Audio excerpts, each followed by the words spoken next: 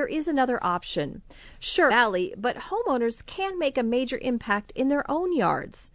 Plant flowering or fruiting trees over non-flowering ones. Make sure any native plants you own are not wind-pollinated. Finally, you can mow the flowering heads off pollen-producing grasses, and if you're serious about switching out sniffle-inducing turf for a less volatile landscape, you may be able to get some help. And the other thing you could do is get your grass removed and replaced with a nice landscape that is full of showy flowers that will never produce pollen problems for you. We do have a rebate program with SNWA to help get rid of some of the turf so you can plant things that wouldn't cause allergies. Shoring up your yard against potent pollen doesn't mean giving up on beauty either. While not everything on display at the Springs Preserve Gardens are necessarily low allergen, there are enough ideas there, along with landscaping classes, that will prove inspirational should you choose to take your defense against pollen to the next level. If you know going into this that certain plants are going to be great for not producing pollen, all the cactus, all the succulents, all of the great blooming shrubs and penstemons and springtime bloomers we have here, then you can see what's growing in Springs Preserve and you can implement that in your own yard. Why do people like you love volunteering at the Springs Preserve? It's easy to see. As invaluable members of our team, our volunteers get to work with animals, educate visitors, work alongside real scientists, help beautify the grounds, get out of the office, work as a team, learn more about their desert home, promote sustainability, pick up a new gardening trick or two, connect with our city's history, cultivate community, and much, much more.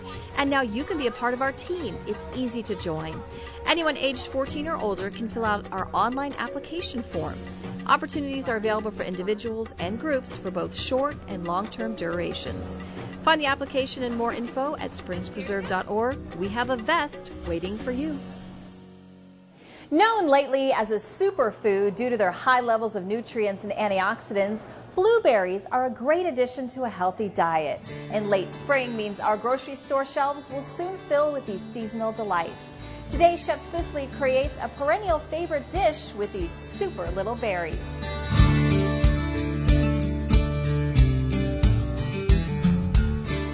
Howdy folks, my name's Chef Cicely and I am making some blueberry cobbler here at the Divine Cafe at the Springs Preserve today. So I've got a lot of different bowls and a lot of different stuff out. It's easiest to just lay it all out and then it's going to come together into a few bigger bowls and then ultimately into one beautiful baked dessert. I've got melted butter and I've also got about a half a cup of sugar. Now for any of you who like to make cookies, this is going to look very familiar. This is what you call creaming the butter and the sugar until the butter gets a little bit lighter in color, a little bit lighter, and a little bit fluffier. All right, so I'm going to set this one aside and come back to it very shortly because what I also want to get going before I pull everything together is some lightly beaten eggs with, very simply, some vanilla. Ultimately, it's all going to go together, so I'm just going to give those eggs a really light beating, mostly just to get it homogeneous, which means it all looks the same, and that looks just about right. Now I've got a cup and 3/4 of flour. I've got about a 1/4 teaspoon of baking soda, baking powder, half a teaspoon of salt. I'm going to get a new whisk just because I don't want this to all jump together. Now from here, I'm going to reactivate my butter-sugar mix. And then in go my eggs.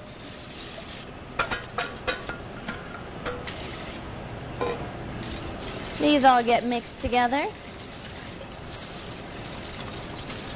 This lovely little mixture of moisture is buttermilk, so it's got a little bit of sourness to it. And I could add that in now, and then I could add in my flour, or I could stage addition both of them. That's what I'm going to do. So stage addition means that I'm going to put in just a little bit and then mix it together. Get that nice and mixed. Oh, and then I'm going to switch gears, stage addition, some buttermilk. Mix that together. You can see now it's starting to really come together. I've got a mess of fresh blueberries. This can be done with any sort of berries, particularly this time of year. Mix about just a 1/4 cup of sugar, and then here's a little trick. A tiny amount, maybe about a tablespoon of tapioca starch. As they break down, their moisture content is going to mix up with the starch, and it's going to congeal. And then it's going to make it like a nice pie filling. And then I have some fresh lemon juice here, because I want a little bit of moisture in all those blueberries. It's going to help the skins break down. And that looks perfect to me. So, next step, I'm going to get it ready to bake. Fill all those guys up. And then the rest of them, get them nice spread. Even a thin layer you can build up with more blueberries if you'd like. These guys are pretty thick, so they're going to spread out. I want to just make sure I get enough to cover the bottom of the pan. And then, back to my mixture here. The way that I like to spread this out is actually to use an ice cream scoop.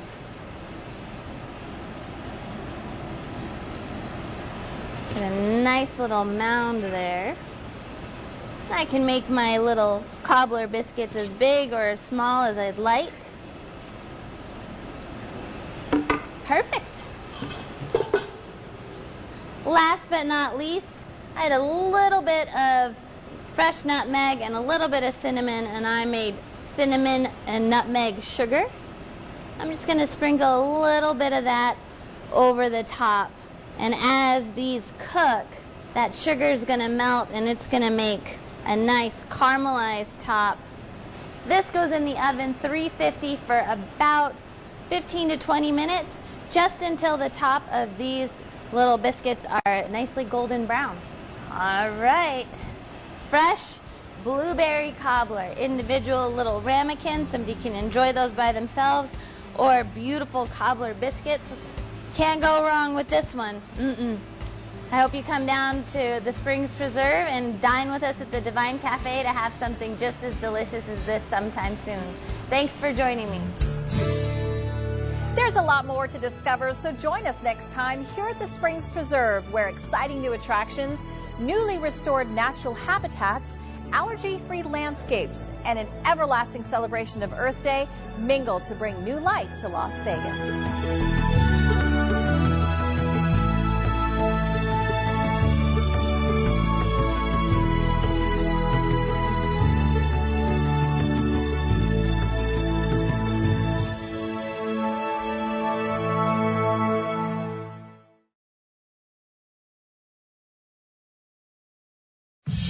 Water use spikes in the summer. Be water smart to avoid a water waste fine.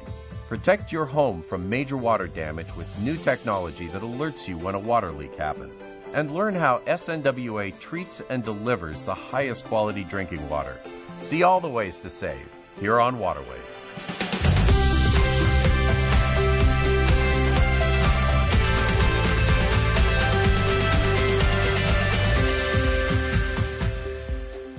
As Southern Nevada continues to weather a record drought, it's vital that we all do our part to conserve water.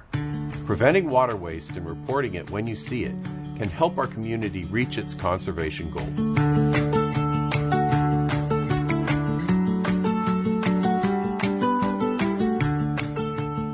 On average, Valley residents use about 60% of their water outside in a typical month. That number could be even higher in the scorching summer months. Landscape watering can lead to water waste with overwatering or irrigation issues. Reducing outdoor water use is critical to conserving water and extending our limited water supply. While watering restrictions and ordinances vary by member agencies, water waste is broadly defined as water that flows or sprays off your property. Common violations that may result in a water waste fine include watering outside of assigned watering days and violating time of day restrictions. Landscape watering is prohibited between 11 a.m. and 7 p.m. from May 1st to August 31st. Watering on Sunday is never permitted. Since time of day restrictions prohibit watering from 11 to 7 from May through August, when does the SNWA recommend watering for maximum results and water efficiency? The best time to water your landscape is early morning, at sunrise or just before sunrise. During that period of time, the temperatures are a lot cooler, the sun has not come out, and so you're going to lose a lot less water through evaporation. So watering from 11 a.m. to 7 p.m. is prohibited. Because it is the hottest part of the day, you're going to lose so much water from evaporation. Most water waste is caused by inefficient or improper landscape irrigation, and often customers are unaware they're wasting water until it's reported or they receive a warning from their water provider. Runoff and overspray are common water waste issues, especially with sprinklers. It might be tempting to water longer in the summer, but this can cause water to spray or flow off your property, and that's considered water waste. One way to eliminate runoff and overspray is to remove problem lawn areas.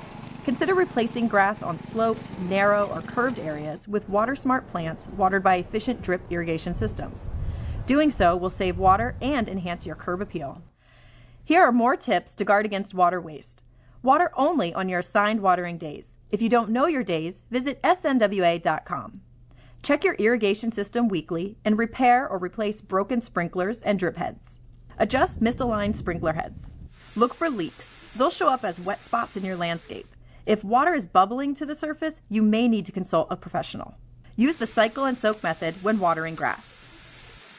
Cycle and soak method is basically watering your grass in shorter increments over multiple cycles. SNWA typically recommends 3 cycles of about 4 minutes each cycle.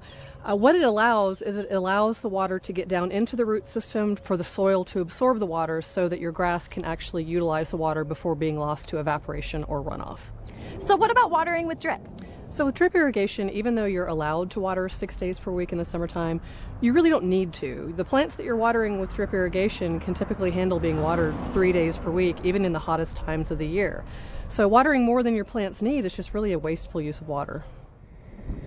If you see water waste, report it immediately to your water provider. Changing customers' practices, not penalizing them, is the ultimate goal, and no one is exempt from a water waste investigation. Municipal agencies investigate water waste at homes, apartments, businesses, civic buildings, and even schools operating out of compliance from local ordinances. Water waste fees for SNWA member agencies start at $40 to $80 for most residential customers and double each month if the water waste continues. Properties with larger meters pay significantly more for wasting water. These charges appear on your water bill. Be on the lookout for water waste and help our community conserve water by reporting it if you see it. For specific information on water waste enforcement or ordinances in your community, visit snwa.com or contact your water provider directly. Swimming pools are almost a necessity during Las Vegas summers, but they could waste water if they're not managed properly.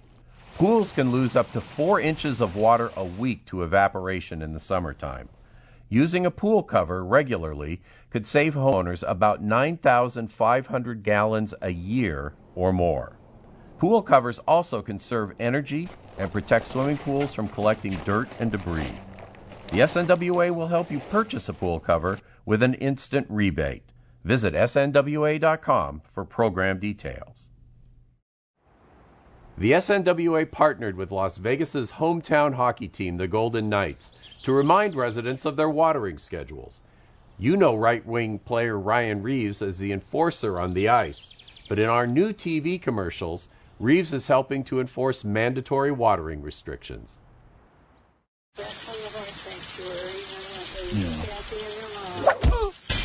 Reality check! Vegas is enforcing water waste big time. No watering on Sundays, or between 11 a.m. and 7 p.m.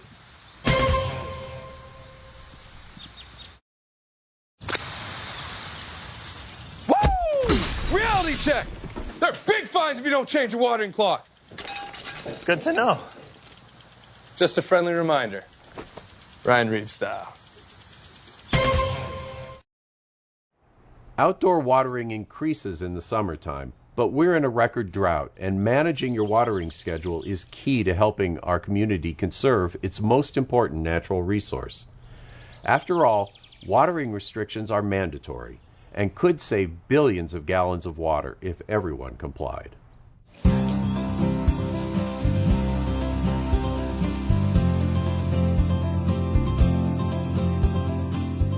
majority of our community's water use occurs outdoors, especially in the summertime when residents ramp up their landscape watering. It's really important to monitor your landscape and only add water as needed. Otherwise, it's just a waste of our resources. In the hottest months, most valley homes use most of their water outdoors to water their landscapes, and you'll really feel the pinch if you're still watering thirsty grass. Summer watering restrictions May through August allow watering up to 6 days a week, but the SNWA says you may not need it. Summer watering restrictions allow customers to water 6 days a week, but do landscapes really need that much water in early summer? Usually not. In summertime, like in May, June, the nighttime temperatures are still cooler, so you don't need to water, you don't need to jump from 3 days a week basically to 6 days a week, especially for grass. You can kind of gradually increase your watering. So we always suggest go from 3 days to 4 days, kind of monitor how your landscape is doing, and you kind of gradually do that as we work our way into the hotter months in the summertime. Drip irrigation, obviously, you don't need to increase to 6 days throughout the year, actually. In the summertime, you can get by with watering 3 or 4 days a week, especially for trees. Bushes, you can get by with for, same thing, 3, 4, maybe 5 days, but you don't need to go to 6 days. So the biggest thing is, you just got to monitor your landscape and see how the plants are doing and how they're responding to what you're watering. But the biggest issue we always have with residential people is they jump up to like the 6 days, whatever our maximum watering is, and we don't need to do that. You kind of gradually work your way up through the summer. As you balance smart water use with your landscape survival in the heat, these tips can further help manage your water bill. First, set your sprinklers to cycle and soak. Several short cycles help avoid runoff. The Water Authority recommends 3 sprinkler cycles of 4 minutes each, spread over several hours before sunrise, to give most lawns the water they need when they need it. Turf areas that are shaded or protected may need less water. To help grass retain moisture in the heat, adjust your mower to cut grass higher in summer months. Mowing to about a 3-inch height creates a shade canopy over the soil that can reduce water evaporation. The time of day you water is important as well. In the summertime when it gets really hot, it's obviously very critical to water as early as you can. Ideally, you water before sunrise. At that time, most of the water gets into the plant roots. For the grass, you get most of the water into the plant to the grass. Also, you don't have evaporation. If there's wind occurring, all those things kind of happen once the sun comes up. So ideally, you want to water before that, as early as you can. Also, there are watering restrictions, which you are not allowed to water between 11 and 7. So obviously, you don't want to have any issues with that. So you want to make sure and water as early as you can. The final thing is we also put in new restrictions in the last couple of years where you can't water on Sundays. So basically, all outdoor watering is prohibited on Sundays. Watering between 11 a.m. and 7 p.m. in summer or on Sundays any season of the year could also result in a water waste fine. If you have stressed or dry areas, use a handheld hose to target these. It's much more efficient than running your entire system longer, and it's permitted under watering restrictions. Next, turn your focus to your drip system, which most likely waters your trees and plants. The trick to watering smart with drip is a longer cycle, less frequently.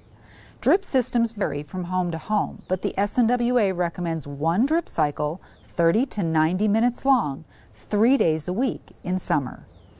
In scorching July and August heat, you may opt to add a watering day or increase minutes on existing drip cycles, but daily drip watering won't be needed and can actually harm your plants.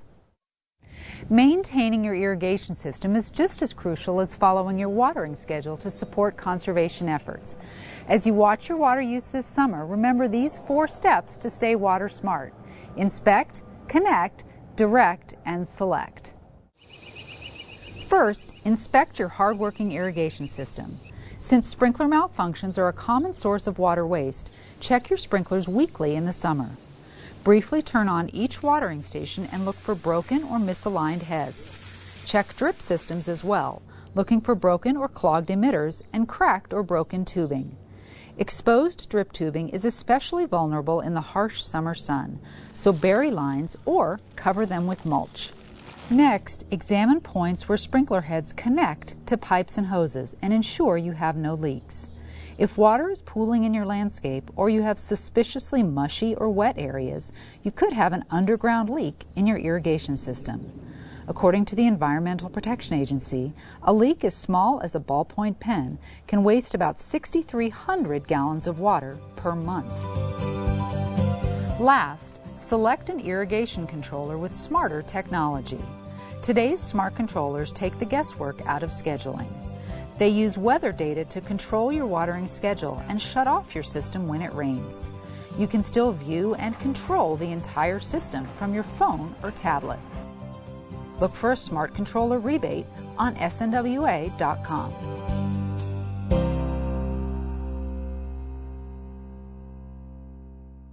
After months of negotiations and an extension by the federal government, Nevada, Arizona, and California have signed the Drought Contingency Plan. Under the plan, the 3 states will make a series of voluntary water contributions to keep water in Lake Mead. The contributions are designed to slow Lake Mead's decline and reduce the potential of the lake dropping to critical operating elevations. The plan will allow the lower basin states to recover some of their voluntary contributions as Lake Mead's elevation recovers. Continued conservation is critical to maintaining our current and future water resources. Leaks, seen and unseen, can happen quickly and waste a lot of water.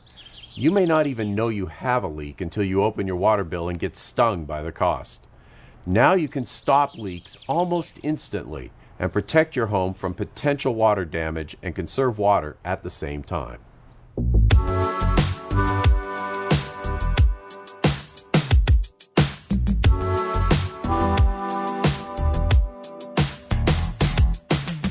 Most of us have been there at one time or another.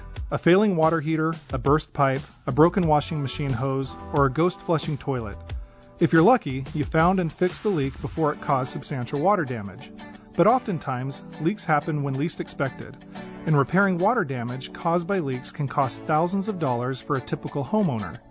Thanks to new technology, you can now prevent or mitigate water damage to your home using a smart leak detector.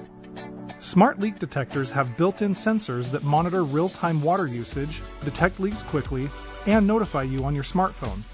Some leak detectors can monitor use from outside of the pipe. These are the most affordable and easiest to install, but they lack some of the capabilities of products integrated into your plumbing system. Devices that integrate into your plumbing are more complicated to install, but they have the advantage of allowing you to turn off your water remotely if you have a leak, which could be valuable if you're away from home. Whichever device you choose, all smart leak detectors connect to your home's Wi-Fi. The data and alerts are sent directly to your smartphone, letting you know of a leak event no matter where you are. Doug, leak detectors vary in functions and capabilities, but the common feature is they alert you to a potential leak immediately. How beneficial is this technology? Oh, it's extremely beneficial. I think, obviously people may know if they have a very large leak, they may get a large bill. But in many cases, they may not be aware at all that they've got a leak going on. And in some cases, it can add up to thousands and thousands of gallons over the course of a year, and that really matters. To give you an example, Jason, I put one of these devices on my own home, and I monitor my water use very closely. I discovered a leak that was about 19 gallons per day, which is literally just drops almost. And that was 7,000 gallons per year. So these devices and their sensitivity can sometimes pick up leaks that simply looking at the meter face or reading your bill would not ordinarily notice. Not every home has a leak, but the Water Research Foundation estimates that nationally, 12% of all water delivered to homes is lost to leaks. In the Las Vegas Valley, that could be as much as 9 billion gallons. According to insurance statistics, the average claim for a home leak is $6,000. The SNWA wants to help you prevent or mitigate water damage to your home and now offers a rebate for smart leak detectors. Well, we're not completely sure how much water these might be able to save. We think they have a lot of potential, and we want to study that. So to study the devices, we're actually offering a rebate that pays up to 50% of the product cost, up to $200. We want people to install them so we can learn more about the products. Common sources of leaks at home include irrigation leaks, worn toilet flappers, and dripping faucets. The average leaky toilet can waste about 200 gallons a day. That's 73 gallons of water a year. A leaky faucet can waste more than 3,000 gallons a year, the amount of water needed to take more than 180 showers. Finding and fixing leaks inside and outside your home can save valuable water and money all year long. With leak detectors, tracking down leaks, even the dreaded hidden ones, has never been easier. So what about the underground leaks, or ones that you can't see? Well, those are the ones you should worry about the most. So a dripping faucet or a leaking toilet are easy fixes, and people are usually aware that they're going on. What you really need to worry about are those hundreds of feet of plumbing in your home that you may not see. It's behind a wall, it's in a ceiling, or it's under the slab. And in fact, the Insurance Institute found that a significant number of leaks actually occur beneath the slabs of our homes. Those are going to be completely unseen. So keep in mind, the devices that install in your plumbing system can only see leaks on the downstream side of that device. So the more of your plumbing system that can be captured by the device, the closer to the front end you can put it, the more of those leaks you might be able to detect. There are some devices that actually install right in tandem with your city water meter, and those devices would be able to register anything that was passing through the city water meter, which is usually located at the street. To receive the Smart Leak Detector rebate coupon through the Water Authority, applicants must agree to participate in a research study. By learning more about the effectiveness of these devices, the SNWA will be leading the way for other utilities to offer similar rebates. By joining into this rebate program, you're also consenting to be part of our study, and we're hoping that we'll be able to learn more about how, when, and why homes leak, and how quickly people with these devices may be able to respond, and that we'll be able to share that kind of information with the entire utility industry so that we can all determine if these devices should be incentivized across the United States. To learn more about qualifying smart leak detectors and the rebate, as well as the requirements of the program, visit snwa.com.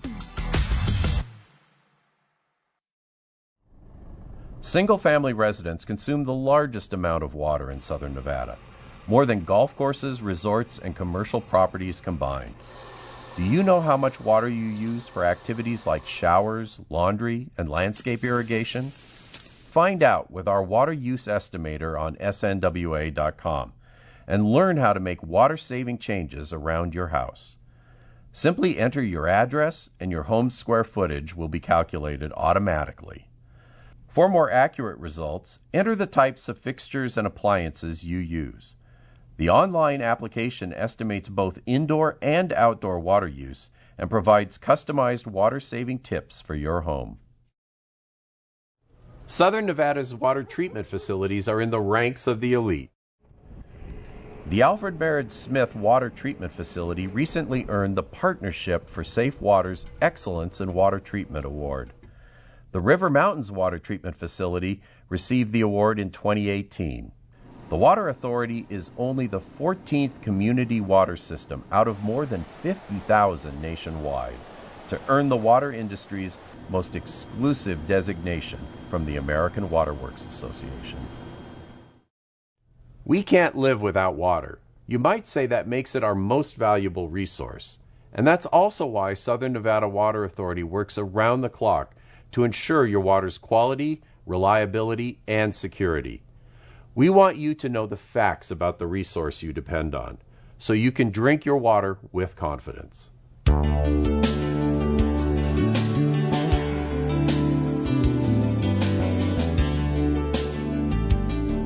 Staying hydrated isn't just important in the desert. Nationwide, Americans quench their thirst with more than 1 billion glasses of tap water daily. Ensuring high-quality drinking water requires SNWA to coordinate with state and federal agencies and maintain compliance with the U.S. Environmental Protection Agency's Safe Drinking Water Act. The Act sets strict drinking water standards for 300 million Americans served by community water systems. Here at home, Southern Nevada's tap water meets or surpasses all state and federal drinking water standards. It's easy to get the facts about your water. Simply check your water provider's annual water quality report. The EPA requires water agencies to provide this report to customers every year. Locally, this includes the cities of Henderson, North Las Vegas, Boulder City, as well as the Las Vegas Valley Water District. Much of the water used by local water agencies is treated and delivered by the Southern Nevada Water